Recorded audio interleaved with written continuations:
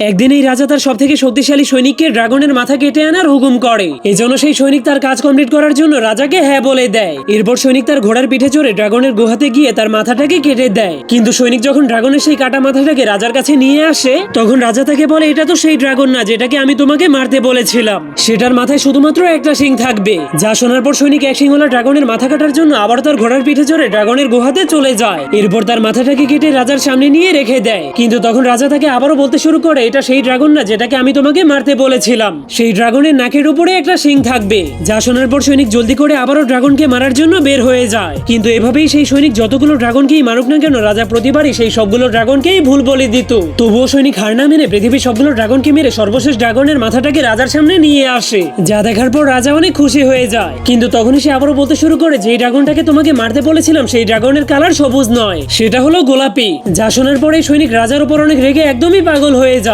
এই জন্য সে রাজার মাথাটাকেই কেটে ফেলে।